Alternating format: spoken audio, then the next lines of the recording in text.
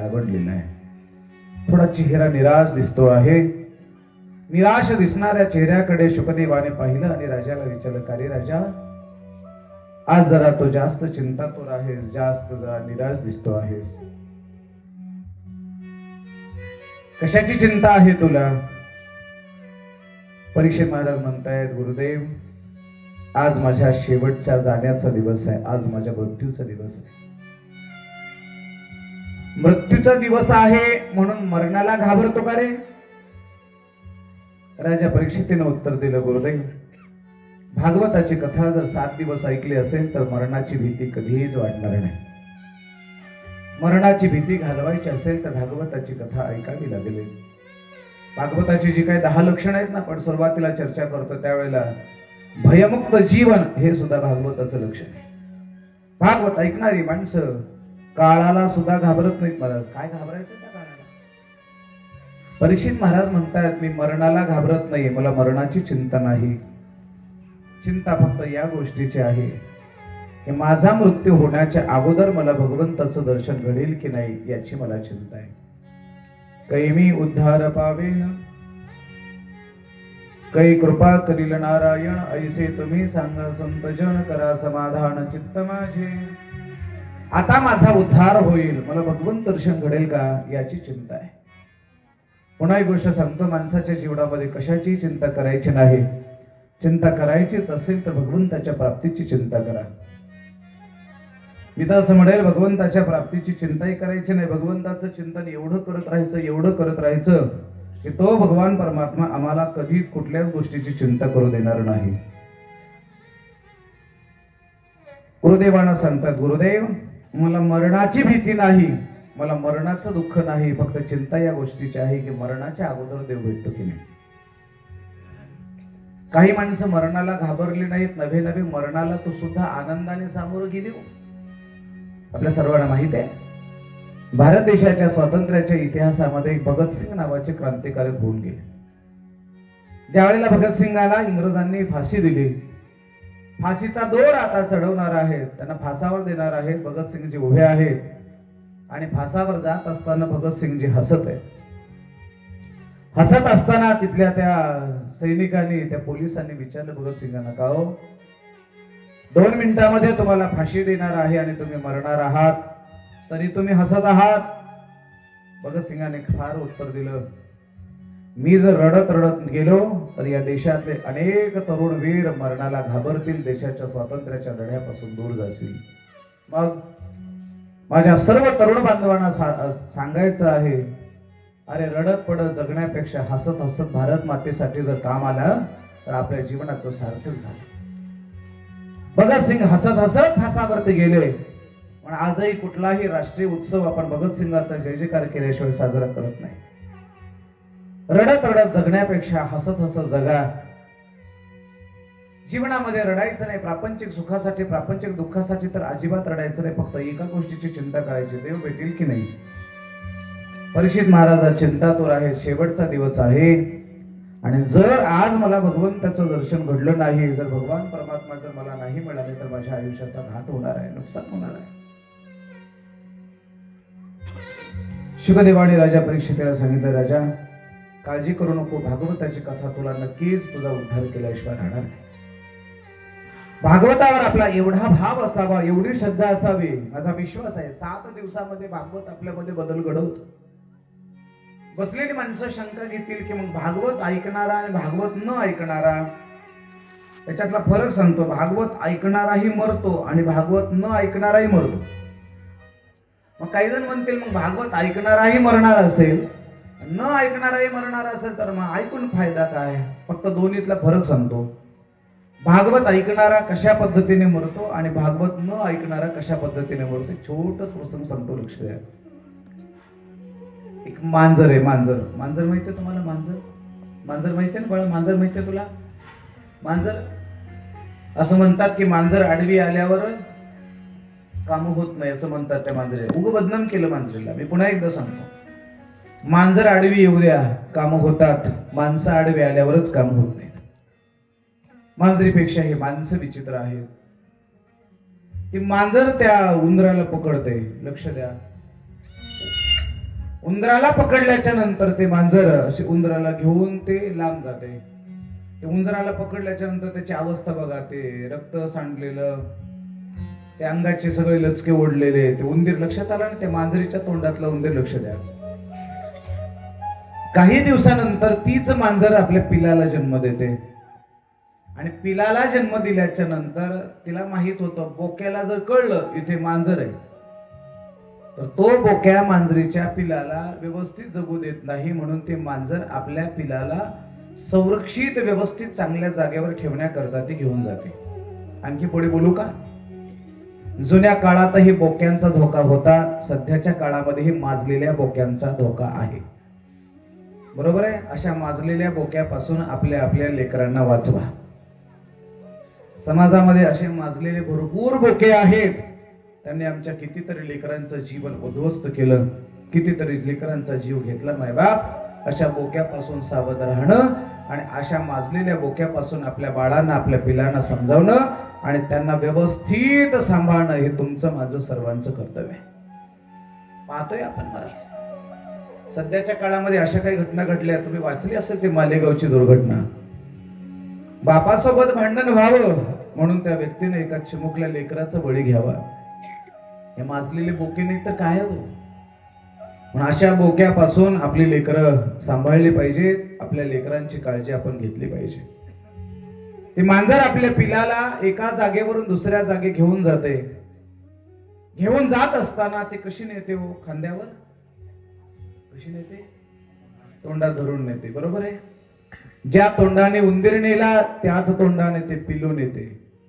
फक्त दोन्हीचा फरक सांगतो तुम्हाला, फरक सांगतोय का?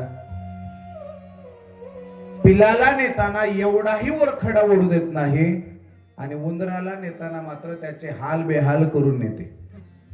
लक्षात आलं का? मांजर हे काळाचं रूप आहे. काळरूपी मांजर भागवत न ऐकणाऱ्याला, भजन न करणाऱ्याला त्या उंदराच्या पिलासारखं नेते आणि भजन ऐकणाऱ्याला मांजराच्या पिलासारखं नेते. आता तुम्ही ठरवा, तुम्हाला उंदरासारखं मरायचंय का मांजराच्या पिलासारखं मरायचंय? भागवत ऐकलं की अगदी पिलासारखं अलगद हा काळ घेऊन जातो. मरतात तर सगळीच माणसं, पण मरणामरणातला फरक आहे ही गोष्ट लक्षात असू द्या. परीक्षित महाराज म्हणतायत, गुरुदेव म्हणतायत, परीक्षितीला मरणाची भीती वाटते का रे? परीक्षित महाराज म्हणतायत, गुरुजी भागवत कथा ऐकता ऐकता माझ्या जीवनातली मरणाची भीती निघून गेली. आता फक्त मला एकच ओढ लागलेली आहे, बाकी काही नाही. कोणती ओढ आहे? केवळ कृष्ण कथा मला तुम्ही सांगत चला, मला माझ्या कृष्ण कन्हैयाच्या कथा ऐकायच्या. शुभदेवजी सांगतात राजा परीक्षितेला, ऐक राजा, भगवान कृष्ण परमात्म्याने गोपाळांच्या सानिध्यामध्ये अनेक खोड्या केल्या, अनेक खेळ खेळले. खेळ कोणते कोणते खेळले? या प्रत्येक खेळामध्ये अर्थ आहे. होतो तो खेळला, हमामा खेळला, हुंबरी खेळली. अनेक खेळ खेळता खेळता कालिया नावाच्या सर्पाचा बंदोबस्त केला. ही कथा आपण धावते वेगात ऐकली आहे. कालिया नावाचा जो सर्प आहे, तो सर्प त्याच्या फण्यावर भगवंतांनी नृत्य केला, कालियाचा बंदोबस्त केला. शुभदेवजी कथा सांगत असताना परीक्षित महाराजांनी गुरुदेवांना प्रश्न विचारला, गुरुजी हा कालिया नावाचा जो सर्प आहे तो 7 फण्याचा सर्प कशामुळे झाला? तो पूर्वजन्मातली काही कथा आहे का त्याला आधार? ऐका, हा कालिया नावाचा सर्प हा पूर्वजन्मातला एक महात्मा होता. अश्वसेरा नावाचा एक महात्मा, त्या महात्म्याच्या आश्रमामध्ये वेदशिरा नावाचा एक महात्मा आले. ही कथा भागवतात पाहायला सापडत नाही, पण गर्गसंहिता नावाचा ग्रंथ आहे, गर्गसंहितेमध्ये ही कथा पाहायला सापडते. अश्वसेरा नावाच्या महात्म्याच्या आश्रमामध्ये वेदशिरा नावाचा महात्मा आला. महात्मा आला बरोबर तो महात्मा 2 दिवस राहिला, 4 दिवस राहिला, 8 दिवस राहिला, 15 दिवस राहिला. जायचं काही नावच घेईना. शहाण्या माणसाने आपलं काम झालं की निघून जावं. बरं का? भागवत आलेले सगळे पाहुणे, भागवताला आलेल्या, सप्ताहाला आलेल्या सर्व पाहुण्यांनी लक्ष द्या. उद्या काला झाला लगेच आपापल्या गावाला हाला. आता काला होऊन बी 15-15 दिवस जर राहत असेल, मग ते भाऊजही जरा बोट मोडते. तुमच्या गावातले नाही, आमच्याकडचे. शहाण्या माणसाने काम झालं की निघून जावं. मी उद्या काला झाल्याबरोबर निघून जाणार आहे. हा, पाहुण्याने काम झालं ना लवकर निघून जावं. पण काही माणसं अशी असतात महाराज, कार्यक्रमाच्या निमित्ताने येतात, महिना जातच नाही. असं जे जावई सप्ताहाला आला, सप्ताह संपला, 8 दिवस झाले, 15 दिवस झाले, महिनाभर झाले, जायचं नावच घेईना. सासरी बुवा जावयाला म्हणले, जावई बापू का हो 15 दिवस झालं तुम्ही इकडेच आहेत, लेकरांचं काय चाललंय एकदा बघून येऊ. ते काय म्हणतो माहितीये का, त्यांनाच इकडे बोलवून घेतो. ह्याला कटवायचं पडलं आणि ते आणखीन बोलवायला लागले, काय करावं काय करावं. संध्याकाळच्या वेळेला त्या नवरा बायकोने विचार केला की आज आपण भांडण करू. भांडण करू म्हटल्यानंतर उगं जेवायच्या वेळेला खोटं खोटं याने म्हणलं, किती बेसन खारट केलंच ते म्हणजे, खायचं तर खाय नाही तर उठून जा. दररोज सप्ताहात पंक्ती चांगल्या चांगल्या होत्या म्हणून घरचं जेवायला गोड वाटण असं अति सहज म्हणले. असं म्हणल्यावर तो मला उलट बोलतेस का म्हणलं. त्याने काठी घेतली, मारायला धावला, ते पळत घरात गेली. बेडरूम मध्ये गेल्यानंतर याने खोटं खोटं गादीवर मारावं, तिनं खोटं खोटं रडावं. आलेला जो जावई पाहुणा होता ते म्हणला, आता यांचे भांडणं लागलेत, आपण काही इथं थांबण्यात मजा नाही. ते उठलं आणि गावातल्या मंदिरावर येऊन बसलं. गावापासून लांब मंदिर होतं. अर्धा तास झाला, 1 तास झाला, त्या सासरी बुवानी जिकडे तिकडे पाहिलं, घरात जावई नाही, शेजारी पाजारी गल्ली जावई नाही. बायकोला म्हणलं, गेलं वाटतंय आता काय पुन्हा येत नाही. आणि म्हणले, आता घे वाढून जेवायला वाढून घेतल्यानंतर हा म्हणायला लागला, बघ मी कसं केलं मारल्यासारखं. ते म्हणले, बसा गा, मी कसं केलं रडल्यासारखं. तेवढ्यात हे जावई दरवाजात उभा राहिला. ते म्हणला, मी कसं केलं गेल्यासारखं. म्हणजे काही माणसं घालवण्याचा प्रयत्न केला तरी जात नाहीत. असंच होतं माझ्या जीवनात. ज्या गोष्टीची माणसं मिळावी वाटतात, भेटावी वाटतात, ती माणसं भेटत नाहीत. आणि जी माणसं भेटू नाही वाटतात, तोंड बघायची इच्छा नसते, ती माणसं मात्र तोंडासमोर आल्याशिवाय राहत नाही. मी असं सांगत असतो, प्रत्येक गावागावामध्ये एक चांगल्या तोंडाचा माणूस असतो. तुमच्या गावात सुद्धा आहे. असं वाटतं एक तो सज्जन माणूस सकाळी सकाळी भेटावा. जसं चांगल्या तोंडाचा असतो ना, तसा आपिशा तोंडाचा सुद्धा असतो, फक्त तुमच्या गावात नाही. चांगल्या तोंडाचा माणूस सकाळी सकाळी भेटावा असं वाटतं, पण चांगला माणूस भेटत नाही आणि आपिशा तोंडाचा समोर आल्याशिवाय राहत नाही. चांगली माणसं मिळत नाहीत, वाईट माणसं काही कटत नाहीत.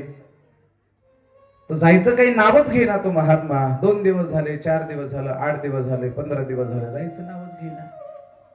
अश्वशिराने वेदशिरांना विचारलं, का हो महात्माजी 15 दिवस झालं तुम्ही इथे आहात, माझीच खायची सोय नाही, मी इकडून तिकडून मागून मधुकरी मागून जगतो आणि माझाच वनवास असताना तुम्हाला मी सांभाळतोय. 15 दिवस झालं काही तुम्ही कुठे जाणार वगैरे काही सांगत नाही. वेदशिराने सांगितलं, मी तर आता जाणार नाही आणि तुलाच इथं राहू देणार नाही. म्हणजे पाहुणा म्हणून आला, सोयरा म्हणून आला आणि पाहता पाहता थोडा ताकदवार होता, थोडा बलशाली होता. वेदशिरा नावाच्या महात्म्याने अश्वशिरा नावाच्या महात्म्याच्या गचुरीला धरलं, हाताला धरलं आणि त्या आश्रमाच्या बाहेर काढलं. म्हणजे आश्रम होता अश्वशिराचा. पाहुणा म्हणून वेदशिरा आले आणि आल्यानंतर त्या महात्म्याची जागा किंवा त्या महात्म्याचा आश्रम त्यांनी काबीज केला, आपल्या भाषेमध्ये कब्जा केला. महात्म्याला राग आला आणि त्यांनी बोलायला सुरुवात केली, मला वाटलं होतं तुम्ही साधू आहात, मला वाटलं होतं तुम्ही संत आहात, पण तुम्ही तर फार स्वार्थी निघाले आहात.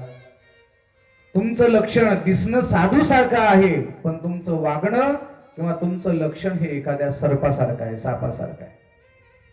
साप सुद्धा असाच करतो ना, फिरत फिरत फिरत फिरत येतो आणि उंदराने तयार केलेल्या आयत्या बिळामध्ये साप उंदराला दादागिरी करतो आणि उंदराला बाहेर काढतो. सापाने कधी बीळ खोदले का हो? सापाने कधी घर तयार केलंय का? आयत्या घरामध्ये उंदरावर दादागिरी करतो आणि उंदराला घराच्या बाहेर काढतो. म्हणजे उंदराची जागा साप काबीज करतो. अश्वशिराने शाप दिला, तुम्ही दिसायला आहात साधू, पण साधू आहात, पण तुमचं लक्षण मात्र सर्पासारखं आहे. माझा शाप आहे तुम्हाला, पुढच्या जन्मामध्ये 7 फण्याचा सर्प होत तुम्ही पडाल. हा शाप जेव्हा त्यांनी दिला तेव्हा वेदशिरांना वाईट वाटलं आणि वेदशिरा असं म्हणायला लागले, तूही साधू दिसतोयस, पण तुला आणखीन आश्रमाची आसक्ती तुझी सुटली नाही. तुलाही माझा शाप आहे, तो पुढच्या जन्मात कावळा होऊन पडशील. आणि शाप दिल्यामुळे हे महात्मे 7 फण्याचा सर्प झाले आणि यांनी त्याला शाप दिल्यामुळे ते काकभूषुंडी नावाचे कावळ्याच्या रूपातले ऋषी प्रकट झाले आणि त्यांनी भगवद्गीतेची टीका केली, रामायण लिहिलं वगैरे, हे सगळं आपल्याला माहिती आहे. याच्यातला सिद्धांत असा आहे, जी माणसं दुसऱ्याचा आश्रम बळकावतात ती माणसं पुढच्या जन्मामध्ये सर्प होतात. जी माणसं दुसऱ्याची जागा हडप करतात ती माणसं पुढच्या जन्मामध्ये सर्प होतात. आणखी पुढे सांगतो, जी माणसं दुसऱ्याच्या जागेमध्ये कुरू कुरू कुरू कुरू कुरू कुरू आक्रमण करतात, दुसऱ्याचे बांध फोडतात, ती माणसं पुढच्या जन्मामध्ये कोण होतात? बोला बोला बोला. म्हणून माझे हात जोड विनंती आहे, बाकीच्याच काही का असं नाही, पण कथा ऐकणाऱ्या माणसाने तरी बांध फोडायचा नाही आणि दुसऱ्याच्या जागेमध्ये कब्जा किंवा दुसऱ्याची जागा कधी ताब्यात घ्यायची नाही. आणि जर दुसऱ्याची जागा जर बेदभर हातभर घेतली असेल तर आज कथा झाल्याबरोबर सोडून द्या. पुढच्या जन्मात आम्हाला सर्प व्हायचं नाही. शुकदेवजी कथा राजा परीक्षितीला सांगतात, काल याचं मर्दन करतात. पुढे भगवान कृष्ण परमात्मा गोपींच्या सानिध्यामध्ये, गोपाळांच्या सानिध्यामध्ये एक रास नावाची क्रीडा करतायत. बरीच लोक रास क्रीडेच्या बाबतीमध्ये जरा चुकीचा अर्थ लावतात. कोणता? कृष्णाने स्त्रियासोबत केलेले नृत्य म्हणजे रास असा त्याचा अर्थ नाही. रास या शब्दाचा अर्थ भागवतकार असं करतात, शुद्ध जीवाचा ब्रह्माशी झालेला आविष्कार म्हणजे रास आहे. शेतकऱ्यांच्या भाषेमध्ये जर रास या शब्दाचा अर्थ झाला असेल तर आमच्याकडे पाऊस पडला की पेरणी करतात. आता तुमच्याकडे हा सगळा पावसाचा किंवा पाण्याचा भाग आहे, सगळे केळी बगीचेच आहे, त्याच्यामुळे तुम्हाला तेवढी पेरणीची गरज पडत नसेल. समजा आपण मृग नक्षत्र निघालं, पेरणी केली, पुन्हा त्याला खत घातला, त्याला कोळपणी केली, त्याला खुरपणी केली, नंतर त्याची काढणी केली, नंतर त्याला ते काय बैलाच्या पायाखाली काय मळणी वगैरे करताय काय ते म्हणतात, मग ती वावडी लावली, त्याला हवा दिली, मग ती हवा उधळ, कचरा गेला आणि हे सगळं तयार झाल्यानंतर शेवटी तयार होते ती, बरोबर आहे, म्हणजे सर्वात शेवटची अवस्था म्हणजे रास आहे. तसं परमार्थामध्ये सर्वात शेवटची अवस्था म्हणजे रास आहे. रासक्रीडेमध्ये कोणाला प्रवेश मिळतो? ज्याचा काम जिवंत आहे त्याला रासक्रीडेमध्ये प्रवेश मिळत नाही. ज्याचा काम जिंकला, ज्याने कामाला हरवलं त्यालाच रासक्रीडेमध्ये प्रवेश आहे. भगवान कृष्ण परमात्म्याने गोपींना सांगितलं, तुम्हाला रासक्रीडेसाठी यायचं आहे. त्यावेळेला भगवान कृष्ण परमात्म्याने सांगितलेल्या सूचनेनुसार शरद ऋतूमध्ये सर्व गोपिका रासमंडलामध्ये जमा झाल्या. रासमंडलामध्ये जमा झाल्यानंतर भगवान परमात्माने गोपिकांची थोडीशी मजा घ्यायला सुरुवात केली. एका गोपीला भगवान कृष्ण परमात्मा म्हणायला लागले, तुम्ही सर्व संघाचा, सगळ्या संसाराचा त्याग करून तुम्ही इथे कशाला आलात? तुम्ही आपापल्या घरी जा. गवळणी कृष्ण परमात्म्याला बोलायला लागले, ठीक आहे आम्ही घरी जाऊ ना. जाऊ देवा, जाऊ घरी. हा, पण का जायचं याचं कारण सांग ना. एका गवळणीने कृष्ण परमात्म्याला प्रश्न विचारला, कृष्णा, एक पती पत्नी आहे, दोघांचं एकमेकावर खूप प्रेम आहे, एवढं प्रेम केवळ शब्द सांगता येणार नाही, आणि काही कामानिमित्त तिच्या मालकाला काहीतरी परदेशात किंवा दूर एक 15 दिवस जायची वेळ आली. 15 दिवस तो मालक बाहेर जात असताना ती पत्नी त्यांना विनंती करायला लागली, मालक काही करा पण मला सोडून जाऊ नका. मालक म्हणाले, हे बघ, मी जर नाही गेलो तर खूप मोठं नुकसान होईल माझं. आपला धंदा, आपला व्यवसाय, त्याच्यामध्ये खूप मोठं नुकसान होण्याची शक्यता आहे, मला जावं लागेल. पत्नी म्हणाली, जाऊ नका. मालक म्हणतोय जावं लागेल. शेवटी मालकाने सांगितलंय, बघ असं कर ना, मी गेल्यानंतर तुला करमणार नाही, मी गेल्यानंतर तुला चैन पडणार नाही, असं कर ना, एक 15 दिवस हा फोटो माझा तुझ्याकडे ठेव आणि या फोटोला बोलत बस, म्हणजे तुझा वेळ जाईल. तो कामाला निघून गेला. त्याने ठरल्याप्रमाणे तो फोटो घ्यावा, फोटोकडे पाहावं, फोटोला बोलावं, फोटोलाच म्हणावं, जेवलात का, झोपलात का, काय करताय, कधी येणार, बोलायला लागले फोटोला. पाहता पाहता 15 दिवस संपले आणि 15 दिवसानंतर ती फोटोच्या समोर बसली आहे आणि 15 दिवसाच्या नंतर तिचा जो खरा पती आहे तो दरवाजात उभा आहे, दरवाजात आवाज देतोय. दरवाजात आवाज दिल्यानंतर, सांग आता कृष्णा, माझा प्रश्न आहे तुला, तिने फोटोतल्या पतीला बोलावं का खऱ्या पतीकडे जावं? तुमचं म्हणणं काय? बसलेली मंडळी, काय वाटतंय तुम्हाला? फोटोतल्या पतीलाच बोलावं का खऱ्या पतीकडे जावं? खऱ्या पतीकडे जावं ना. भगवान परमात्म्याने तेच उत्तर दिलं, खोट्या फोटोतल्या पतीच्या मागे लागण्यापेक्षा खऱ्या पतीकडे जावं. कारण एकदा खरा मिळाला की खोट्याकडे जायचं नाही. गोपी भगवान कृष्ण परमात्म्याला विचारायला लागल्या, देवा, मिळालं का तुझं उत्तर तुला? जोपर्यंत आम्हाला या जगाचा खरा स्वामी मिळाला नाही, जोपर्यंत आम्हाला खरा कृष्ण मिळाला नाही, तोपर्यंत आम्ही खोट्या पतीच्या सानिध्यात राहिलो. आता जर खऱ्या कृष्णाची भेट झाली असेल तर आम्हाला आता मात्र पुन्हा आम्हाला प्रपंचाकडे जायचं नाही, पुन्हा आम्हाला संसाराकडे रमायचं नाही. पुढे भगवान कृष्ण परमात्म्याने त्या गोपींच्या सानिध्यामध्ये रासमंडलामध्ये रासक्रीडा करायला सुरुवात केली. त्या रासक्रीडेमध्ये भगवान शिवजी सुद्धा आले, महाराज भगवान महादेव सुद्धा आले आणि रासक्रीडेमध्ये तो भक्ती सुखाचा आनंद भगवान कृष्ण परमात्म्याने गोपींच्या सानिध्यामध्ये घेतला.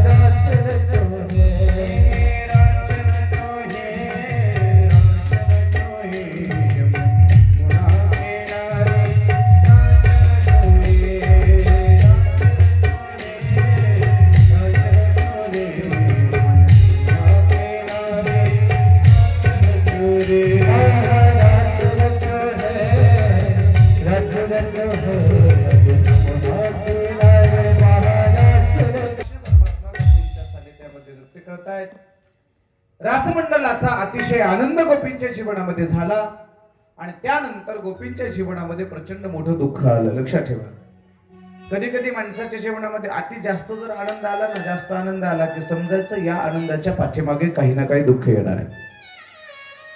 जास्त आनंद झाला तर माणसाने फार आनंद राहायचा नाही, एखादं असं दुःख येतं की सगळं आनंद विरून जातो माणसाचा. आनंदाच्या पाठीमागे दुःख, दुःखाच्या पाठीमागे आनंद, हे सृष्टीचं चक्र ठरलेलं आहे. भगवान कृष्ण परमात्म्याने गोपींच्या सानिध्यामध्ये रासक्रीडा करता करता सर्व गोपींना एवढा आनंद झाला आणि मग त्या गोपींच्या जीवनामध्ये प्रचंड मोठं दुःख झालं. याचं कारण आहे, कंसाने असा विचार केला की आपली पाठवलेली माणसं तिकडे गेली की मरून जात आहेत. कोणाकोणाला पाठवलं आपल्या सर्वांना माहिती आहे. कागासूर पाठवला, बकासूर पाठवला, रिटासूर पाठवला, तृणावर्त पाठवला, धेनुकासूर पाठवला, शक्तासूर पाठवला, पुतना पाठवली. या अनेकांना पाठवलं, पण पाठवलेला माणूस जर परत येत नसेल तर कंसाने असा विचार केला की आपण त्यांना इकडे घेऊन यावं.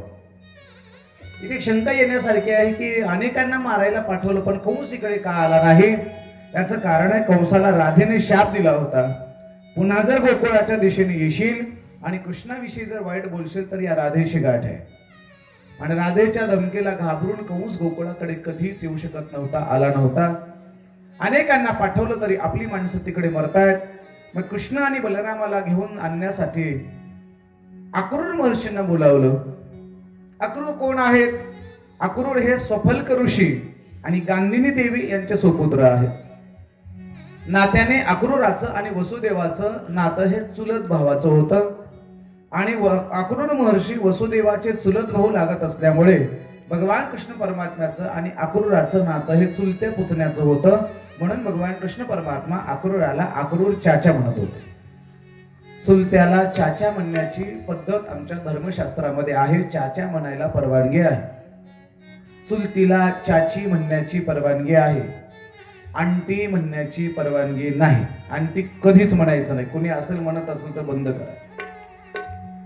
आंटी हा शब्द धर्मशास्त्राच्या दृष्टीने अतिशय विचित्र अर्थ असणारा शब्द आहे, पण आम्ही आमच्या चुलतीला जर आंटी म्हणत असाल तर कृपा करून बंद करा. अक्रूर महर्षी, अक्रूर चाचा भगवान कृष्ण परमात्म्याला घेण्यासाठी आले.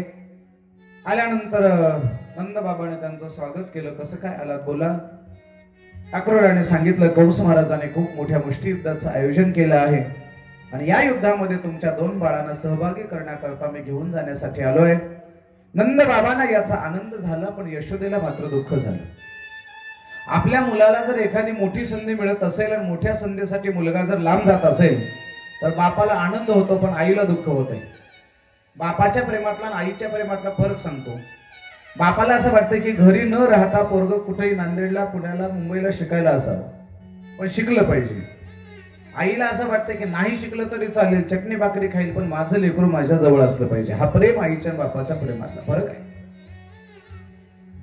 नंदबाबाला आनंद वाटला, एवढा आनंद वाटला की माझ्या कृष्णाला एवढ्या मोठ्या युद्धामध्ये सहभागी होण्याची संधी मिळते आहे. यशोदेला ही गोष्ट जेव्हा कळाली त्यावेळेला यशोदा मातेच्या डोळ्यात अश्रू आले, कंठ दाटून आला आणि कृष्णाकडे आले. कृष्णाला म्हणाले, कृष्णा, तो अक्रूर नावाचा व्यक्ती तुला घेण्यासाठी आलाय, तो जायचं नाही बरं. भगवान म्हणाले आईला, आई न्यायला कोणी येऊ दे पण जायचं की नाही हे माझ्या हातात आहे. रात्रभर यशोदा माता झोपत नव्हती. कंठ दाटून आलेला होता, डोळ्यात अश्रू होते. सकाळी सकाळी जेव्हा भगवान कृष्ण परमात्म्याला उठवलं आणि उठवल्याच्या नंतर आता यशोदा माता कृष्ण कन्हैयाला बोलायला लागली, कन्हैया तर अक्रूर चाचा तुला घ्यायला आलाय, तू जायचं नाही म्हण बरं. आता माझ्या भगवंताने भाषा बदलली. कारण सांगू का, रात्रीतून बरीच माणसं बदलतात. रात्रीतून बरंच वारं सुद्धा बदलत असतं बरं. मग ते नगरपालिकेचा असू द्या अगर ग्रामपंचायत असू द्या, रात्रीतून बराच बदल होतो. भगवान कृष्ण परमात्मा रात्रीतून बदलला आणि सकाळी आईला म्हणायला लागला, आई एवढा मोठा माणूस जर आपल्याला घ्यायला आला असेल तर मग आज जातो, उद्या राहतो, परवा परत येतो. यशोदा म्हणायला लागली, कृष्णा खरं सांगू का, एकदा दूर गेलेली माणसं पुन्हा जवळ यायची शक्यता फार कमी असते रे, म्हणून मला तुला दूर सारायचं नाही. पुन्हा एक गोष्ट लक्षात ठेवा, आपली नाती असतात ना, आपल्या जवळची माणसं असतात ना, एकदा दूर गेली पुन्हा जवळ यायची शक्यता फार कमी असते. म्हणून शक्यतो कोणाला दूर करू नका, कोणाच्या दूर जाऊ नका. एकदा नाते तुटले ना, तुटलेले नाते पुन्हा जोडायला फार वेळ लागत असतो. म्हणून प्रेम असेल, नाते असतील, जिव्हाळे असतील, शक्यतो आपल्या जीवनामध्ये तोडू नका. कारण या अरे जाऊ नको रे बाळा, भगवान म्हणायला लागले आज जातो, उद्या राहतो आणि परवा परत येतो.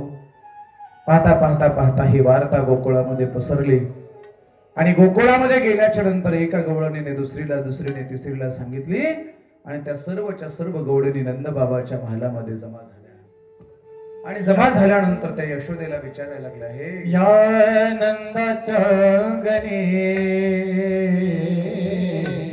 मिळाया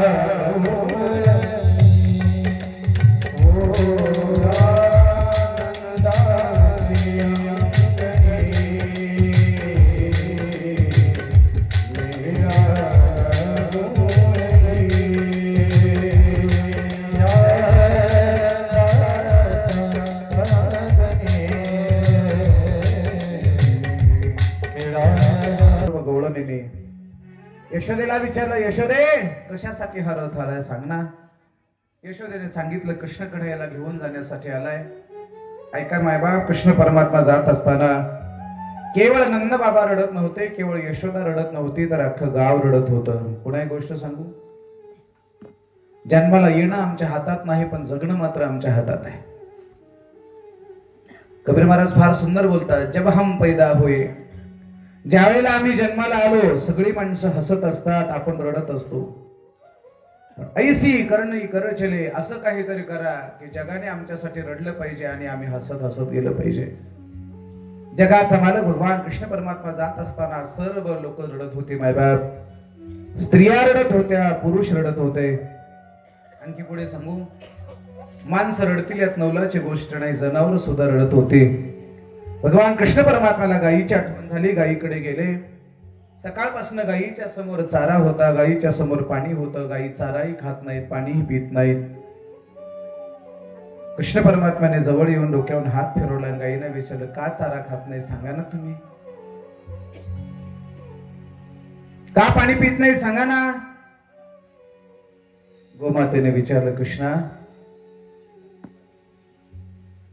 कशासाठी खायचं रे,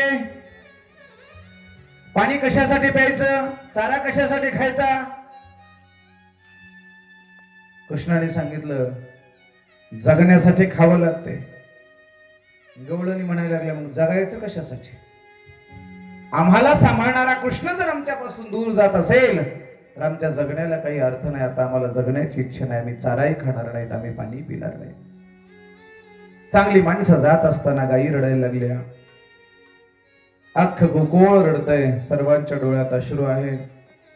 कसं तरी सर्वांचं सांत्वन करून भगवान परमात्मा रथात चढले आणि रथात बसल्याबरोबर अक्रूर महर्षीला सांगितलं, गुरुजी लवकरात लवकर रथात. कारण या गोपींचा शोक जर आणखीन जास्त मला पाहवणार नाही, प्रचंड मोठं दुःख या गोपी आणि गोपाळांना होत आहे. पाहता पाहता पाहता भगवान कृष्ण परमात्मा गोकुळाचा, वृंदावनाच्या या पंचक्रोशीचा त्याग करून मथुरेच्या दिशेने निघाले. मथुरेच्या दिशेने निघाल्यानंतर कृष्ण परमात्म्याची ते लोक अजूनही वाट पाहत होते. देवाने सांगितलं होतं ना, आज जातो, उद्या राहतो, परवा येतो.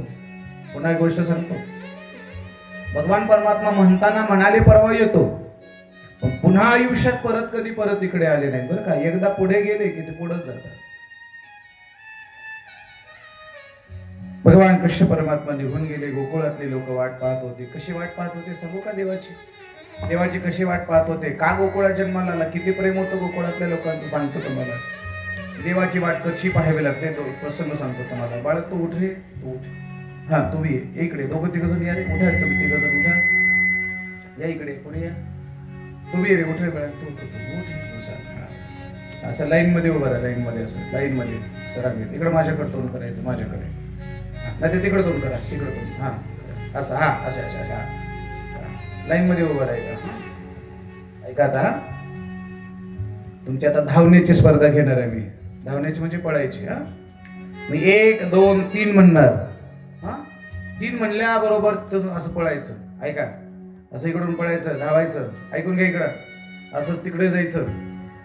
हा तिकडच्या मागच्या रस्त्याने असंच येऊन स्टेजवर यायचं. जो माझ्याकडे अगोदर येईल त्याला माझ्यातर्फे 1000 रुपये बक्षीस. पहिलं. तयार सगळे? तयार तयार. चला तयार. रस्ता बी नाही, मी नाही करणार ते रस्ता. तुम्ही रस्ता काढून जायचा. तयार? लक्ष द्या माझ्याकडे. हा एक नाही राहू द्या.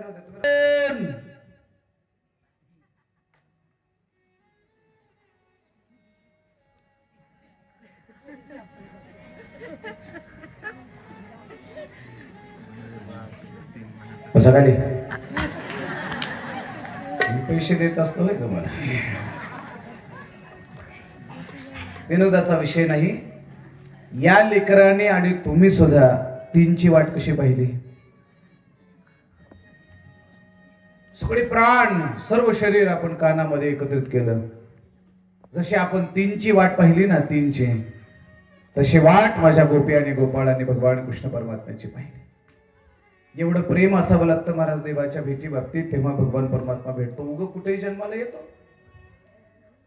कृष्ण कन्हैयावरती एवढं प्रेम गोपी आणि गोपाळांचं होतं. भगवान कृष्ण परमात्मा आता मथुरेच्या दिशेने निघाले. जोपर्यंत रथ दिसत होता तोपर्यंत रथाकडे पाहत होते. आता रथ दिसत नव्हता, रथाची ध्वजा दिसत होती, ध्वजेकडे पाहत होते. आणि कठोर अंतःकरण करून कसं तरी गोपी आणि गोपाळांनी ते दुःख पचवलं. भगवान कृष्ण परमात्मा मथुरेमध्ये आले. मथुरेमध्ये त्यांचं स्वागत झालं. कोणाला कसा दिसला? मल्लानाम शंदनोराम. मल्लांना पहिलेवाडासारखा दिसला, कोणाला कामदेवासारखा दिसला, लहान तोरणा आपल्या मित्रासारखा दिसला. ज्याची ज्याची जशी जशी भावना आहे तसा तसा तो भगवान परमात्मा प्रत्येकाला दिसला. मथुरेमध्ये त्यांचं स्वागत झालं. स्वागत झाल्याच्या नंतर सहज भगवान परमात्मा बाबाला म्हणाले, आम्ही थोडस फिरून यावं का चाचा? थोडं फिरून यावं का? म्हणले या. फिरता फिरता थोडस फिरायला गेले आणि तिकडून एक सेवक होता, कपडे धुणारा. रजक त्याचं नाव आहे. त्या रजकाकडे अशा कंसाच्या राजवाड्यातले मखमली कपडे होते. कृष्णाने सहज त्याला विचारलं, का रे बाबा हे मखमली कपडे कोणासाठी? त्यांनी सांगितलं, हे मखमली कपडे कंस महाराजांसाठी आहेत. भगवान म्हणले, त्याच्यातला एखादा मला दे की. याने दिलं तर नाही, पण त्याला म्हणाले, तुझी लायकी आहे का मला जनावर राखणार तू मखमली कपडे घालतो? एक सांगतो तुम्हाला, एखाद्याने जर तुम्हाला मागितलं, द्यायचं नसेल तर देऊ नका, पण कोणाची लायकी तरी काढू नका. काही माणसं देत नाहीत, पण त्याची लायकी काढल्याशिवाय राहत नाही. पण लक्षात ठेवा, कधी कोण कोण्या लायकीचा असेल आणि कधी कोण कोणता माणूस किती मोठा असेल काही सांगता येत नाही. भगवान म्हणलं, माझी लायकी काढतो का? तुझ्या अशा या मूर्खपणाच्या बोलण्यामुळे मला मागच्या अवतारात माझ्या पत्नीला फार मोठा त्रास सहन करावा लागला. तुझ्या त्याच मूर्खपणामुळे माझ्या सीतामातेला, माझ्या पत्नीला, बरोबर आहे, अग्निपरीक्षा द्यावी लागली. सीतेला अग्निपरीक्षा तुझ्या शब्दामुळे द्यावी लागली. आता मात्र मी तुझा बंदोबस्त केल्याशिवाय राहणार नाही. रजकाचा बंदोबस्त केला आणि भगवान परमात्मा थोडे पुढे आले. पुढे आल्यानंतर एकदम कुबडी, वाकलेली कुब्जा नावाची दासी होती, ती भगवान परमात्म्याला भेटली. तिच्या हातात असं चंदन होतं, चंदन होतं, थोडस पावडर होतं, ती काय असेल ते मेकअपचं सामान होतं. कृष्णाने तिला विचारलं, तू कोण आहेस? म्हणले, मी कुब्जा आहे. ती कोण होती सांगू का? ती कंसाच्या राजवाड्यातली ब्युटिशियन होती. ब्युटिशियन करतं का? नाही करणार. आताच्या काळात ब्युटी पार्लर चालवणारी. ती भोया कट करणारी, केस कापणारी, तोंडाला पीठ लावणारी, ती ब्युटी पार्लर. तिच्या हातात असं ते चंदन होतं. भगवान परमात्मा म्हणले मला थोडस चंदन लाव ना. चंदन लाव म्हटल्याबरोबर कुब्जेने काहीच विचार केला नाही. ते चंदन घेतलं आणि कृष्ण परमात्म्याला लावलं. म्हणाले काय सुंदर दिसतंय तुम्हाला हे चंदन. भगवान कृष्णकडे याला चंदन लावलं. भगवान परमात्म्याला एवढा आनंद झाला. एकदम वाकलेली होती कुब्जा दासी. भगवंतानी तिच्या हनवटीला धरलं आणि असं सरळ केलं. वाकडी असणारी कुब्जा सरळ झाली. देवाला प्रेमळ अंतःकरणातून मनातून चंदन लावा. देवाची शुद्ध अंतःकरणाने सेवा करा. भगवान परमात्मा तुम्हाला सरळ केल्याशिवाय राहणार नाही. किंबहुना तुम्हाला तो शारीरिक व्याधीपासून मुक्त केल्याशिवाय राहणार नाही. असं करता करता करता दुसऱ्या दिवशी भगवान कृष्ण परमात्मा आणि कंस यांचं प्रचंड मोठं युद्ध झालं. आणि त्या युद्धामध्ये भगवान कृष्ण परमात्माने अगोदर चाणूर मारला आणि नंतर कंसाच्या केसाला धरला आणि गरगर फिरवून धाड खाली आपण त्याबरोबर कंस केला. आम्ही कंसाला जरा लवकर मारत असतो, कारण असली नालायक माणसं लवकर मेलेली बरी असतात. आणखी पुढे सांगू का, काही माणसं खूप दिवस जगली पाहिजेत, पण काही माणसं लवकर मेलेली घराला बरं असतं, गावाला बरं असतं. कंसासारखा दुष्ट राक्षस लवकर मरणं महत्वाचं होतं. कंस मेला आणि कंस मेल्याच्या नंतर कंसाचा जो सासरा आहे त्याचं नाव आहे जरासंध. कंसाला 2 बायका आहेत. एक आहे अस्ती आणि दुसरी आहे प्राप्ती. आणि आपल्या 2 मुलींचा पती ज्याने मारला त्या कृष्णाला मारावं असा उद्देश घेऊन जरासंधाने जवळपास 17 वेळेला स्वारी मथुरेवर केली. आणि मग भगवान कृष्ण परमात्माने विचार केला की आपण इथं राहण्यात काही अर्थ नाही, आपण हे गाव सोडलेलं बरं. आणखी पुढे बोलू. कृष्ण परमात्म्याला सुद्धा काही काही लोकांनी गाव सोडायला लावलं, तर तुमचं आमचं काय घेऊन बसता. गावातून पिटाळून लावण्याचा प्रयत्न जरासंधासारख्याने केला. आणि मग भगवान कृष्ण परमात्म्याने विचार केला आता आपल्याला मथुरेत राहायचं नाही. आणि दारुकाच्या मदतीने समुद्राच्या काठावर एक सुंदर नगरी वसवली. त्या नगरीचं नाव होतं द्वारिका. हे द्वारका नाव कसं पडलं ऐका. सोन्याची नगरी, काचाचा महाल, दरवाजे काचाचे, भिंती सोन्याच्या. आणि असं करता करता करता करता हे जे मथुरेतले गोपाळ वगैरे सगळे होते ना, हे सगळे उचलले आणि देवाने त्या द्वारकेमध्ये नेऊन सोडले. नेऊन सोडल्यावर आपण बघा, आता खेड्यातले माणसं शहरात गेली ना जरा गोंधळून जातात. मला तुमचं माहित नाही, पण मी शहरात जर गेलो ना, कधी कधी लोक आम्हाला म्हणतात महाराज जा बाथरूम मध्ये पाय धुवा. मी पाय धुवायला बाथरूम मध्ये गेलो, ते खालचा नळ काही चालू होत नाही, वरचं शावर चालू होतं आणि मी भिजतो. माझं तर होतंय बाबा, तुमचं मला माहित नाही. आपण खेड्यातले माणसं, खेड्यातल्या माणसाला शहरात गेलं की वेळ बसत नाही. आपण जर असं भीतच बसलं पाहिजे नाही तर कळत नाही महाराज कोणती तुटी चालू करावी, कसं काय करावं, आपला काय वेळ बसत नाही. मग हे सगळे गोपाळ जेव्हा तिथे नेऊन पोहोचवले, त्यांना ते दरवाजा सापडला ना, काचाचा दरवाजा मध्ये ढकलायचा का आत ओढायचा, इकडे वाचायचं, कधीच बसणार. आणि सगळे गोपाळ भेटल ते गोपाळ कृष्णाला म्हणायला लागले, हे कृष्णा, ए बंगले का द्वार कहाँ है, द्वार कहाँ है, द्वार कहाँ, द्वार कहाँ, द्वार कहाँ, द्वार कहाँ, द्वार कहाँ, द्वार कहाँ, द्वार कहाँ, द्वार कहाँ, द्वारका द्वारका द्वारका द्वारका द्वारका द्वारका द्वारका द्वारका द्वारका द्वारका. सगळ्यांच्या मुखातून एकच उच्चार, द्वार कहाँ, द्वार कहाँ, द्वारका द्वारका द्वारका द्वारका द्वारका द्वारका द्वारका. असं करता करता करता करता त्या नगरीचं नाव पडलं द्वारका. आणि त्या द्वारकेचे राजे माझे भगवान कृष्ण परमात्मा झाले. आणि गोपाळ आणि जय जयकार केला आणि गोपाळ गीत गायला लागले आणि म्हणायला लागले. काय म्हणायला लागले.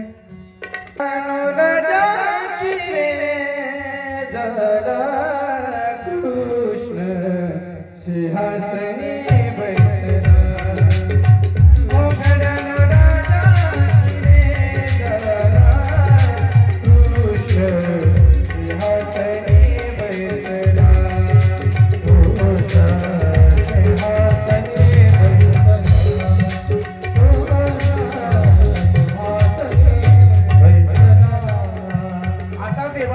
बालकृष्ण नाही, गोपाल कृष्ण नाही, लाला कृष्ण नाही, आता देवाचं नाव पडलं. बोलिये द्वारिकाधीश भगवान की. आता भगवान परमात्मा गोपाल कृष्ण नाही, आता भगवान परमात्मा द्वारकेचे राजे झाले. आणि द्वारका ही वैभवाची नगरी आहे महाराज, वैभवाची नगरी. ऐका, द्वारकेचं वैशिष्ट्य सांगतो. आपल्या धर्माच्या तत्वज्ञानानुसार 4 धाम आहेत. 4 धामापैकी एक धाम आहे स्नानाचं, दुसरं धाम आहे भोजनाचं तिसरं धाम आहे राजवैभवाचं आणि चौथं धाम आहे विश्रांती घेण्याचं. भारताच्या दक्षिण दिशेला रामेश्वर नावाचं धाम आहे, तिथे स्नानाचं महत्व आहे. पूर्व दिशेला जगन्नाथपुरी नावाचं धाम आहे, तिथे भोजनाचं महत्व आहे. जगातलं सर्वात मोठं किचन, सर्वात मोठं स्वयंपाकगृह जर कुठे असेल तर ते जगन्नाथपुरीला आहे. म्हणून आजही भगवान परमात्मा स्नान करण्याकरता रामेश्वरमला जातात, भोजन करायला जगन्नाथपुरीला जातात, राजवैभवाचा उपभोग घेण्याकरता द्वारकेला जातात आणि विश्रांती किंवा आराम करण्यासाठी भगवान परमात्मा बद्री विशालला जातात, बद्रीनाथला, हिमालयामध्ये जातात. द्वारकेचं वैभव फार मोठं आहे वैभव, म्हणून आम्ही दर 2 वर्षाला द्वारकेला भागवत कथा करत असतो. मी क्षेत्रावर वर्षातल्या 2-4 तरी कथा करतो. आता पुढच्या महिन्यात मार्च महिन्यामध्ये मी वृंदावनला भागवत कथा करतोय. आपल्यापैकी कोणाला यायचं असेल तर नक्कीच माझ्याकडे संपर्क करा, आपण जाऊया तिकडे. तुम्हालाही शक्य असेल तर या. फार काही खर्च नाही, राहणं खाणं पिणं प्रवासाचा फक्त 9,000 रुपये खर्च आहे. त्याच्यामध्ये रेल्वेचं तिकीट, राहण्याची रूमची व्यवस्था, जेवणाची व्यवस्था, चहा, ट्रॅव्हल्सचं फिरणं, हे सगळं कमी खर्चात आहे.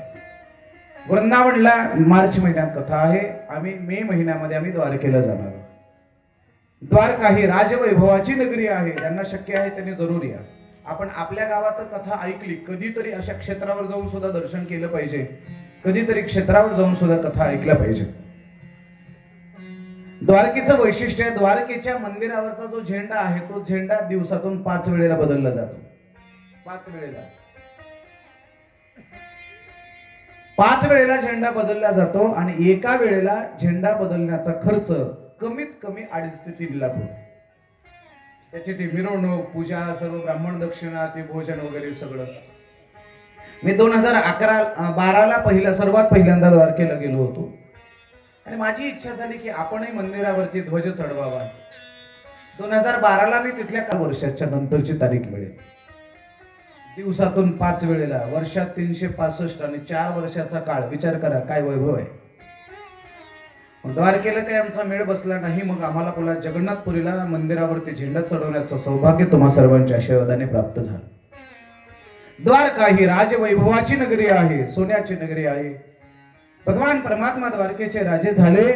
सर्व गोपाळांना आनंद झाला. गड्यानो राजा किरी झाला, कृष्ण सिंहासनी बैसला. भगवान परमात्मा सिंहासनावरती बसले. आनंदामध्ये द्वारकेचा कारभार चालू होता. अशा काळात एके दिवशी भगवान कृष्ण परमात्म्याच्या हातामध्ये एक पत्र पडलं. ते पत्र कोणाचं होतं? ते पत्र होतं महाराष्ट्रातल्या एका कन्येचं. तिचं नाव होतं रुक्मिणी. विदर्भ देशाचा एक राजा आहे, त्या राजाचं नाव आहे भीष्मक. भागवतकार लिहितात, राजा असेल भीष्मको नाम विदर्भाधिपती महान. विदर्भ देशाचा राजा भीष्मक. भीष्मकाला 5 कन्या, माफ करा 5 पुत्र आणि 1 कन्या.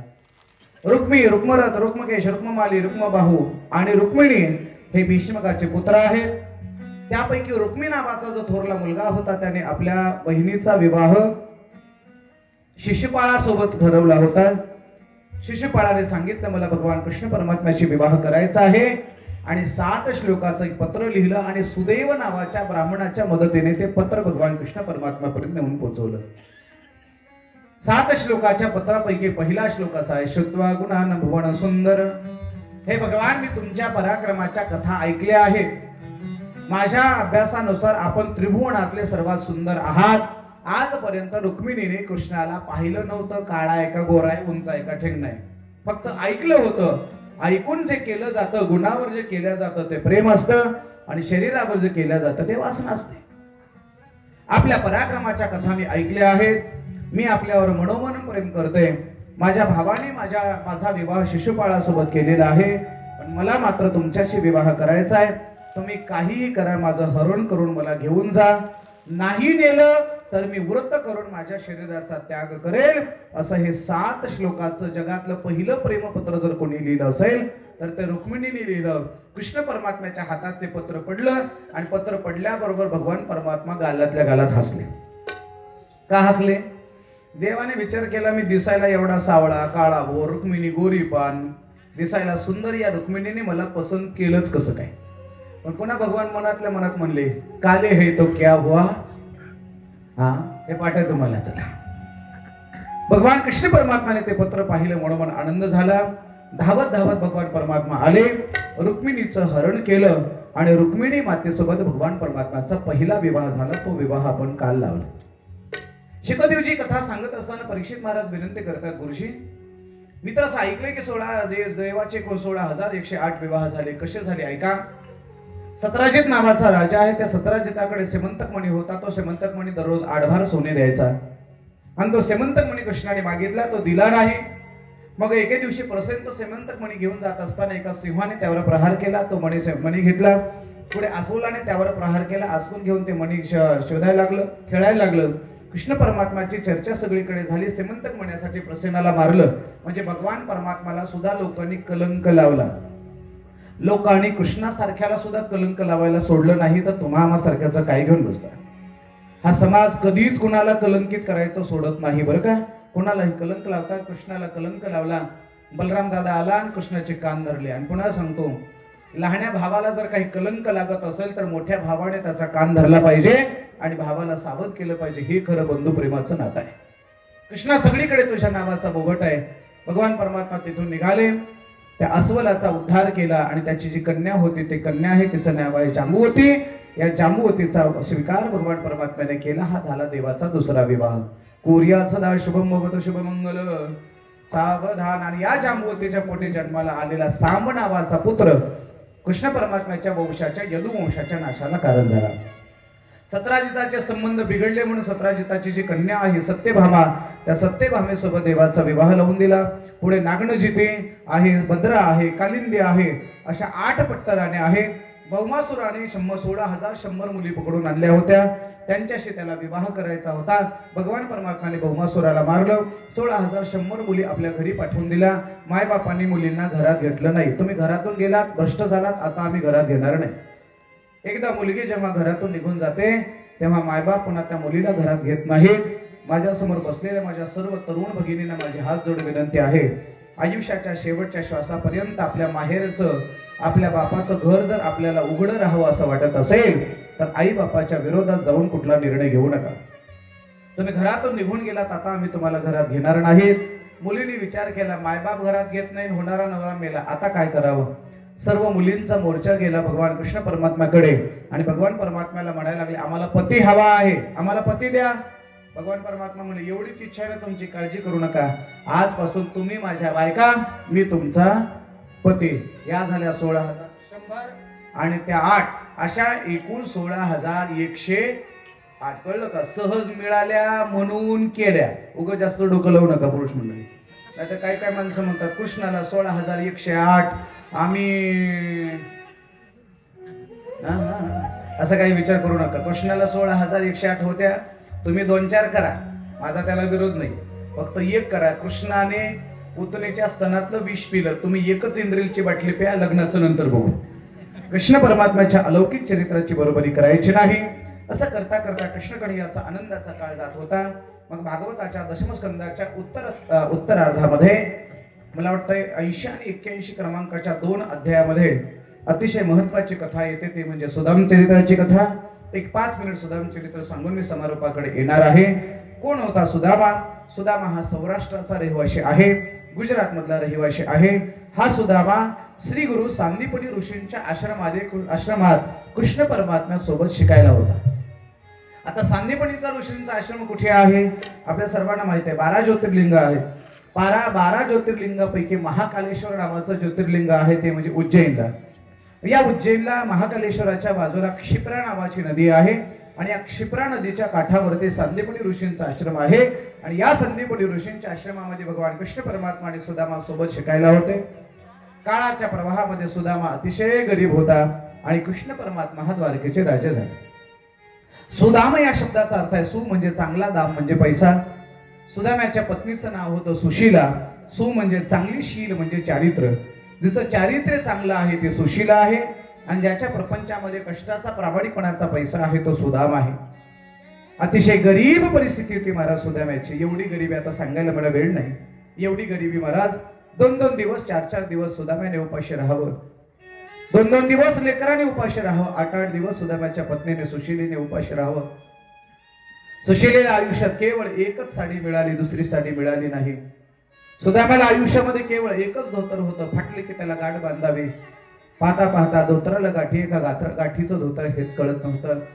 एक दिवस सुशीला माता भगवान आपल्या मालकाला म्हणायला लागले, मालक, तुमच्या तोंडून मी असं ऐकलं की द्वारकेचा राजा कृष्ण हा तुमचा मित्र आहे. जाणे एकदा आपलं दुःख सांगा त्या कृष्णाला. सुदामाने सांगितलं, हे बघ सुशीले, आपल्या जवळची माणसं जेव्हा मोठी होतात ना, मोठी झालेल्या माणसाकडे गरिबांनी कधी जायचं नाही. कारण एकदा माणसं मोठी झाली की ती मोठी माणसं गरिबाला ओळख देत नसतात बरं का. गरिबाला ओळख देणारी माणसं फार कमी आहेत. आपण आपल्या गरिबीमध्ये चटणी भाकरी खाऊन जगत जावं, पण मोठा माणूस आपल्याला काहीतरी देईल या अपेक्षा करून मोठ्या माणसाकडे जायचं नाही. सुशीला म्हणायला लागली, मालक, मागायला नका जाऊ, निदान मित्राला भेटायला तरी जा ना. भेटायला जा म्हटल्यावर सुदामा म्हणायला लागले, सुशीले, माणसाने देवाकडे जात असताना रिकाम्या हाताने जाऊ नये, राजाकडे जाताना रिकाम्या हाताने जाऊ नये, मित्राकडे जाताना रिकाम्या हाताने जाऊ नये, संताकडे जाताना रिकाम्या हाताने जाऊ नये, गुरुकडे जाताना रिकाम्या हाताने जाऊ नये, आणि आपण दिलेल्या आपल्या मुलीच्या घरी जात असताना कधी रिकाम्या हाताने जायचं नाही. हे धर्माचे संकेत आहे. माझा कृष्ण हा राजाही आहे आणि देवही आहे. कृष्णाकडे जात असताना मला रिकाम्या हाताने जाता येणार नाही आणि काहीतरी बांधून न्यावं एवढी माझी ऐपत नाही. सुशीला म्हणायला लागली, मालक, काळजी करू नका, मी थोडस बांधून देण्याची व्यवस्था करते. सुशीला शेजारच्या घरी गेली आणि शेजारच्या घरी गेल्यानंतर पाहिलं घराचा दरवाजा उघडा होता, पण सुशीला दिसल्याबरोबर उघडा असणारा दरवाजा क्षणामध्ये बंद झाला. तिच्या लक्षात आलं की सकाळी सकाळी आली म्हणजे मागायला आली, उघडा असणारा दरवाजा बंद झाला.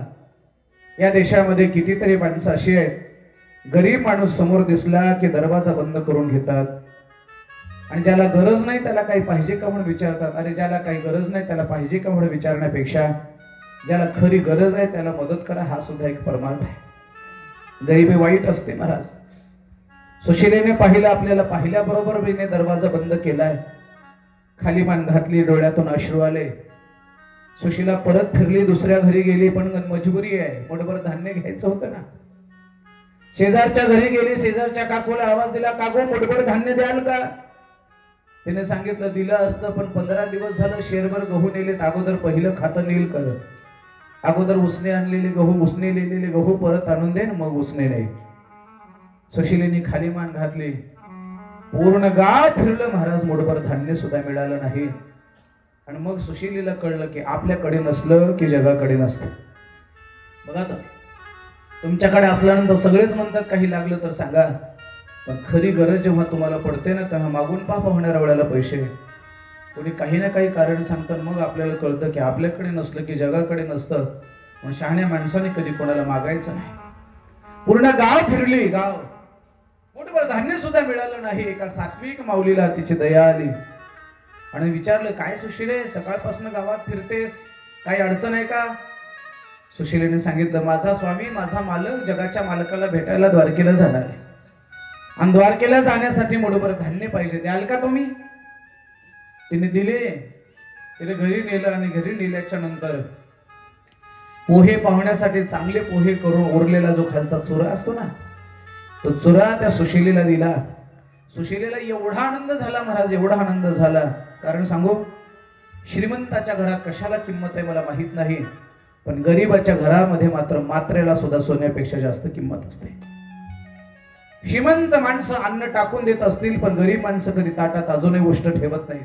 आठवा जुनी माणसं, नवीन पिढीचे पोरं ताट उष्ट ठेवतील, पण जुनी माणसं कण ना कण खातात. याचं कारण आहे, जुनी माणसं सांगतात, आम्ही भाकरी वाचून मेलोय, आम्हाला अन्नाची किंमत आहे.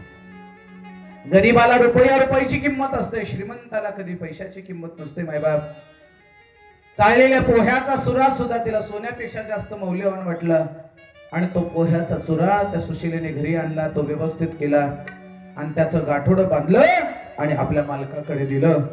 आणि सुदामदेवाला सांगितलं, जा तुमच्या मित्राला भेटायला. आणि सुदामदेवाने ते पोह्याचं गाठोडं घेतलं आणि निघाले भेटायला. हो चले श्याम सुंदर से मिले सदा,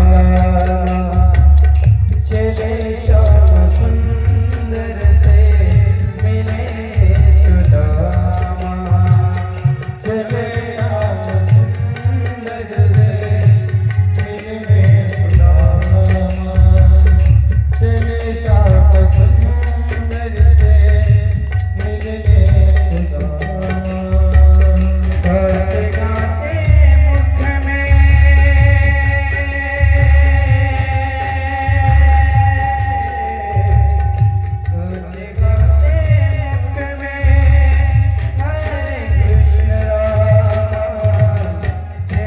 श्याम सुंदर से मिले सुदामा तेरे श्याम सुंदर से मिले सुदामा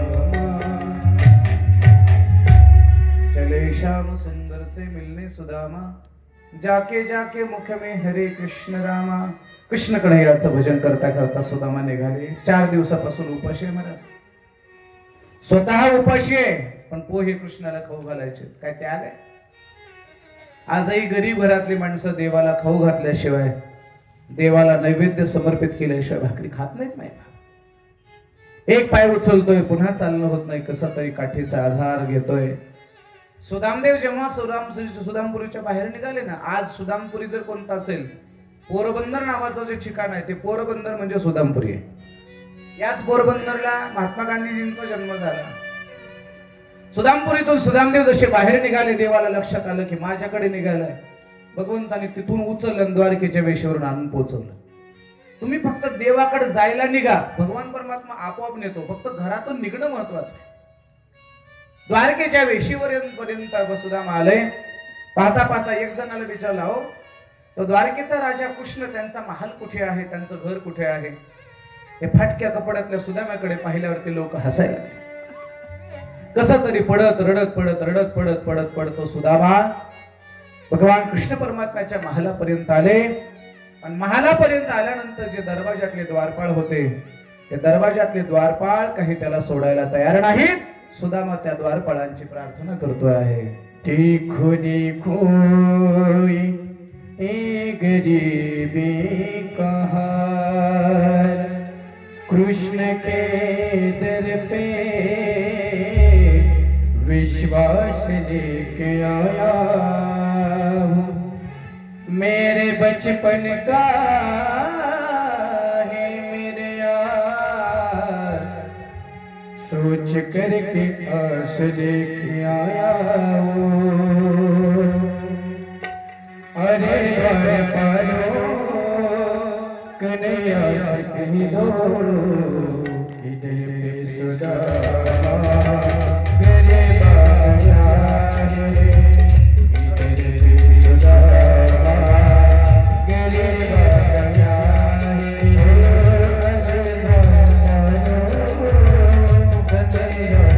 अरे द्वारपालो कन्हैया से कह दो, इधर पे सुदामा गरीब आया है.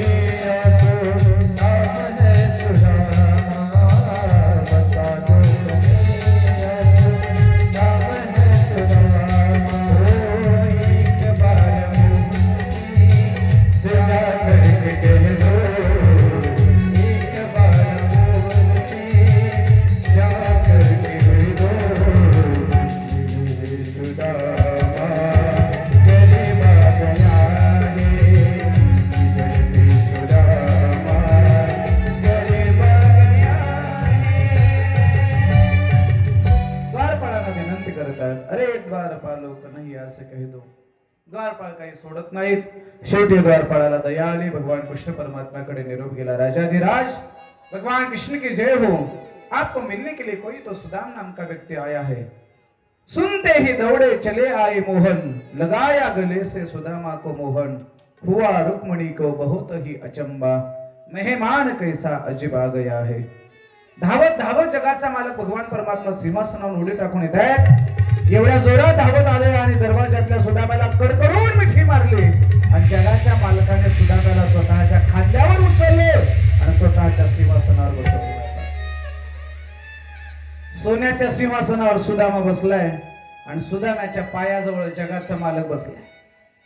सुदामा सोन्याच्या सिंहासनावर बसल्यावर असा अंग चुरू चुरू बसायला लागला. कसं सांगू का, जसं आपण एखाद्या मोठ्याच्या घरी गेल्यावर जसं सोफा सेटवर बसल्यावर असं अंग चुरू चुरू बसतो ना, मी तरी बसतो बुवा, आपण पोत्यावर बसणारी माणसं. असा सुदामा असा कसा गरीबासारखा बसला. भगवान परमात्माने सुदामाला विचारले, का रे सुदामा, लग्न वगैरे झालं? हो. काय दिलं माझ्या बहिणीने? आता सुदामाने विचार केला, ज्याचा महाल सोन्याचा आहे, सोन्याचा महाल आहे, ज्याच्याकडे पक्वाना आहे, त्याला आपण पोह्याचा चुरा द्यावा तरी कसा. म्हणून ते जे पोह्याचं गाठोड होतं ना, ते सुदामा असं माग माग लपवायला लागला. भगवान विनोदाने म्हणायला लागले, लपवून चोरून खायची सवय तुझी अजून गेली नाही का रे? गुरुजीच्या आश्रमात सुद्धा असाच लपू लपू चोरू चोरू खात होतात. शेवटी भगवान कृष्ण परमात्माने ते पोहे घेतले. काय ताकद असेल महाराज, त्या पोह्यामध्ये तिखट नव्हतं, त्या पोह्यामध्ये मीठ नव्हतं, कुठलाही चवीचा पदार्थ नव्हता, पण कोरडे पोहे माझ्या जगाच्या मालकाने एवढ्या आवडीने खाल्ले, एवढ्या आवडीने खाल्ले. लक्ष्मी मातेने ते पोह्याचं गाठोडं घेतलं. सगळेच पोहे खाते की काय, आम्हालाही थोडस खाऊ द्या. सुदामदेव जेवायला बसले. जेवताना सुदामा विचार करायला लागला, 4 दिवसापासून उपाशी होता, पण याच्या इथं पक्वानाचं जेवण जर मी भरपूर जेवलो तर ही म्हणेल तुला जेवायला भेटते का नाही. अर्ध्याच पोटावर उठला सुद्धा. शहाणी माणसं मोठ्याच्या घरी गेल्यावर जेवायला सुद्धा लाजत असतात बरं. सुदामाने कसं तरी जेवण केलं. सुदामाला असं वाटत होतं की 4-8 दिवस इथं राहावं. भगवान मी निघतो. सुदामाला असं वाटलं की राहा म्हणेल, पण भगवान का राहायचा आग्रह करत नाहीत. पण ज्या वेळेला भगवान परमात्मा सुदामदेवाला निरोप देत आहे, पण लक्षात ठेवा, जोपर्यंत सुदामा घरी यायचं पोचतोय त्याच्या अगोदर सुदामाची अख्खी नगरी सोन्याची झाली. सुदामपुरी अख्खी सोन्याची झाली. म्हणून मी सांगेन, आपल्याला 1000 मित्र बनवण्यापेक्षा एकच मित्र असा बनवा जो की कृष्णासारखा तुमच्या नेहमी सदैव पाठीशी असावा. हे सुदाम चरित्राची कथा शुभदेवजी राजा परीक्षितीला सांगतायत. पुढे भगवान परमात्मा एक दिवस पिंडार तीर्थाच्या ठिकाणी ऋषींचा मेळा जमला होता.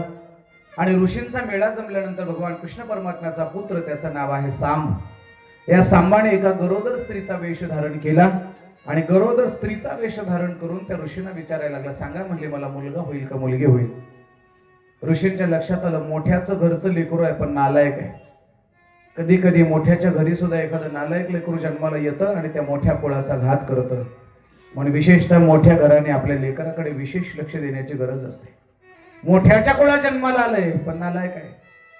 ऋषींनी रागाच्या भरामध्ये त्याला शाप दिला, तुझ्या पोटी मुलगा बी नाही मुलगी बी नाही, तुझ्या पोटी एक मुसळ जन्माला येईल आणि ते मुसळ तुझ्या कुळाचा काटा काढेल. सांबाने हा शाप घेतला. सांब हा जांबुतीचा पुत्र आहे. परत आल्यानंतर ते मुसळ जन्माला आलं. त्या मुसळाचं चूर्ण केलं आणि त्या मुसळाचे तुकडे तुकडे करून समुद्रामध्ये टाकले. समुद्रामध्ये त्या दर्भाच्या काड्या उगवल्या आणि त्या काड्याचे धनुष्य बाण झाले आणि त्या बाणापासून यादव आपापसामध्ये लढून मेले. आता ऐका, कृष्णाच्या कुळाचा काटा दुसऱ्या कुणीच काढला नाही, तर त्यांच्या भावबंधांनी म्हणजे मुलामुलांनी म्हणजे भावकीने काटा काढला. भावकीच्या भांडणामुळे कृष्णासारख्याचं कुळ संपलं तर तुमचं आमचं कुळ काय संपायला वेळ लागणार नाही. म्हणून भावकीचं भांडण कोणाला चांगलं नसतं. माझी जाता जाता विनंती आहे, असेल थोडं विधवर हातभर जागेचा वाद, असेल थोडासा मोठ्या मानपानाचा वाद, तर तो वाद सोडून द्या आणि तो वाद सोडून आपण सर्वांशी प्रेमाने राहिलं पाहिजे. ही कथा सुद्धा आपण भागवतातून ही शिकवण आपण घेतली पाहिजे. भगवान कृष्ण परमात्म्याने सर्व पोरांना समजावून सांगितलं, कोणी ऐकायला तयार नाही. देवाला एवढं दुःख झालं, एवढं दुःख झालं, वाईट वाटलं. तिथून भगवान परमात्मा झालेलं दुःख कोणाला सांगावं. ऐका, सामान्य माणसाला जर दुःख झालं तर मोठ्या माणसाला सांगता येतं, पण मोठ्या माणसाला झालं दुःख कोणाला सांगावं. कृष्ण परमात्म्याने दुःख कोणाला सांगावं असा विचार केला आणि तिथून भगवान परमात्मा समुद्राच्या काठावरती 12 ज्योतिर्लिंगापैकी एक ज्योतिर्लिंग आहे, ते म्हणजे सोरटी सोमनाथ. सोमनाथला आले, भगवान शिवजींची भेट घेतली, भगवान महादेवाची भेट घेतली आणि आपल्या जीवनातलं सगळं दुःख महादेवाला सांगितलं. सगळं दुःख देव जरी असला ना, कोणाला तरी दुःख सांगितलं पाहिजे, कोणीतरी ते दुःख ऐकून घेतलं पाहिजे. सर्व दुःख महादेवाला सांगितलं आणि सोरटी सोमनाथ पासून अंदाजे 2 ते 4 किलोमीटरवर एक भालका तीर्थ नावाचं ठिकाण आहे. त्या भालका तीर्थ या ठिकाणी भगवान परमात्म्याने एका पायावर दुसरा पाय टाकला आणि आराम करत होते. आराम करता करता पायाचा अंगठा हलवत होते. एका व्याधाला वाटलं की हे काहीतरी आहे असं समजून त्याने सुसाट वेगामध्ये बाण सोडला आणि सुसाट वेगामध्ये आलेला तो बाण माझ्या भगवान कृष्ण परमात्म्याच्या पायात रुतला आणि भगवंताच्या पायात रुतल्यानंतर भगवान परमात्म्याने आपलं इहलोकातलं कार्य संपवलं आणि भगवान परमात्मा निजधामाला गेले. शुकदेवजी भगवान ही कथा राजा परीक्षितला सांगताना परीक्षित महाराज गुरुदेवांना विनंती करतात, भगवान जर भगवान गेल्याची कथा जर तुम्ही मला सांगितली असेल आणि एकदा का कथेतला देव जर गेला असेल तर आता मला दुसरं काहीही ऐकायची इच्छा नाही, मला दुसरं काहीही सांगायचं नाही. कृष्ण गेला, आमच्या कथेतला राम गेला, आमच्या कथेतला कृष्ण गेला, आता कथेत कुठलाही अर्थ नाही. मला आता फक्त तुमची पाद्यपूजा करायची आहे, पाद्यपूजा करू द्या. परीक्षित महाराजांनी शुकदेवांची पाद्यपूजा केली, भागवत ग्रंथाची पूजा केली. शुकदेवाने परीक्षितीच्या डोक्यावर हात ठेवला आणि परीक्षितीच्या डोक्यावर हात ठेवल्याबरोबर परीक्षित महाराजांना भगवान परमात्म्याचं दर्शन झालं. परीक्षितीचा उद्धार झाला. भगवान परमात्म्याशी परीक्षित महाराज एकरूप झाले, प्राण ब्रह्मरंध्रापर्यंत खेचला आणि भगवान परीक्षित भगवंताशी एकरूप झाले. तेवढ्यात तक्षकाच्या येण्याची वेळ झाली. तो साप तो तक्षक येतोय आणि परीक्षित महाराजांच्या स्थूल देहाला प्रवेश करतोय आणि परीक्षित महाराज या इहलोकाची यात्रा संपवतायत. याच ठिकाणी परीक्षित महाराजांच्या उद्धाराच्या कथेला पूर्णविराम आणि आपल्या भागवत कथेलाही पूर्णविराम. ही कथा सांगत असताना मागच्या 5-7 दिवसांमध्ये जर माझ्याकडनं काही कळत न कळत चूक झाली असेल किंवा तुमच्याकडनं काही कळत न कळत चूक झाली असेल तर त्याच्यासाठी भागवतामध्ये एक मंत्र सांगितलेला आहे. तो मंत्र तुम्हाला सर्वांनी माझ्यासहित सर्वांनी म्हणायचा आहे. सर्वांनी कृपया हात वर करा. हरये नमः, हरये नमः, हरये नमः. ओम नमो भगवते वासुदेवाय. ओम नमो भगवते वासुदेवाय. ओम नमो भगवते वासुदेवाय. ओम नमो भगवते वासुदेवाय. याच ठिकाणी आजच्या कथेला पूर्णविराम. आपण थोडस वेळेच्या अगोदर थांबतो आहे. याचं कारण आहे कथा झाल्यानंतर लगेच आपल्याला शोभायात्राही करायची आहे. दिंडी प्रदक्षिणा आणि शोभा कार्यक्रम असल्यामुळे आपण कथा लवकर थांबवत आहोत. याची नोंद आपण सर्वांनी घ्यायची आहे. मागच्या 5-7 दिवसाच्या काळामध्ये ही भागवत कथा निरूपण करत असताना माझ्याकडून एखादा चुकीचा शब्द गेला असेल त्याबद्दल आपल्या सर्वांची क्षमा मागतो. माझ्या कलाकाराकडनं काही कमी जास्त चुकीचा शब्द गेला असेल त्यांच्या वतीने मीही आपल्या सर्वांची क्षमा मागतो. या 7 दिवसाच्या काळामध्ये मला अतिशय सुंदर साऊंड सिस्टीम दिली, त्याबद्दल आपले मी मनपूर्वक आभार मानतो. कुठला त्रास आम्हाला झाला नाही त्याबद्दल आपले मनस्वी धन्यवाद. आम्ही लोक रागवण्यासाठी येत नाही, पण समाजाला शिस्त लागावी, वातावरण शांत राहावं म्हणून कधी उठल्याबद्दल म्हणा किंवा काही कोणाला एखादा रागाचा कठोर शब्द जर गेला असेल माझ्याकडनं त्याबद्दल मी आपल्या सर्वांची क्षमा मागतो. आणि खरं सांगतो आपल्यासारखी ही सूद निशोते मायबापाला माहित आहे. भजन सुरू झालं की लगेच 10 मिनिटात मंडप परत होता. कथेची एवढी ओढ एवढं प्रेम आपल्या अंतःकरणामध्ये कथेच्या बाबतीमध्ये होतं. उद्या दुपारी मात्र या वेळेला आमच्या समोर ही माणसं कथेला दिसणार नाहीत याचं दुःख मात्र आम्हालाही होतंय. आणखी पुढे सांगू का, कथा संपवत असताना किंबहुना आपल्या सर्वांचा निरोप घेत असताना जेवढं दुःख तुम्हाला होतं ना तेवढंच दुःख आम्हाला सुद्धा होतं बरं का.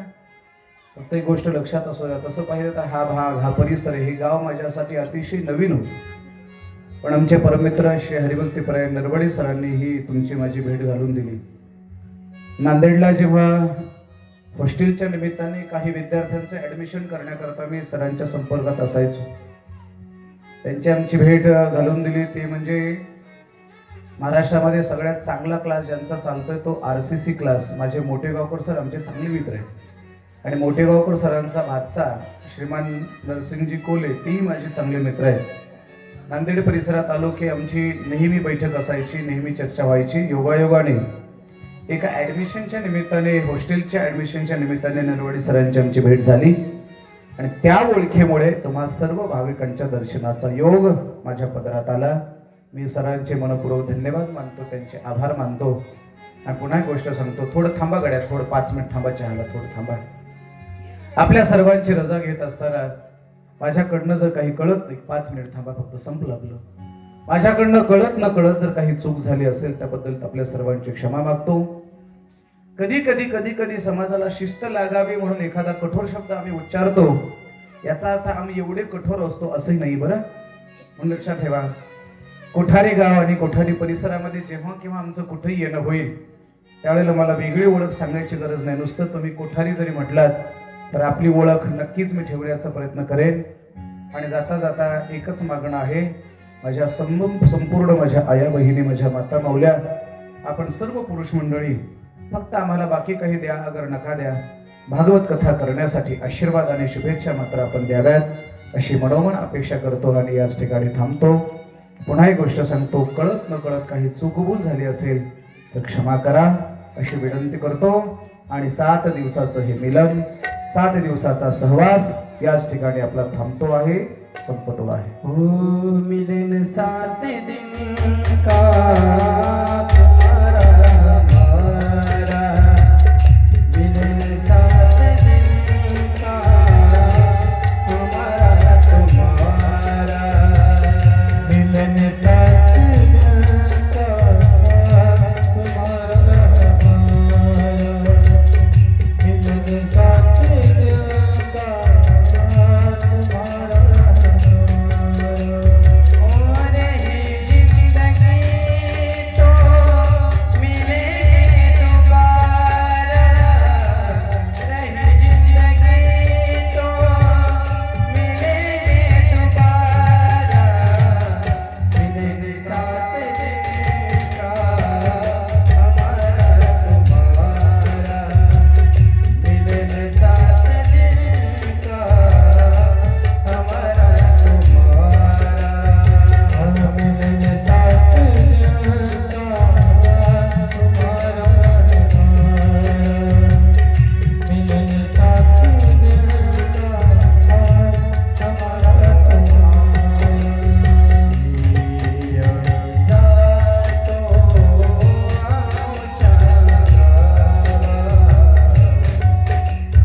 जातो आमच्या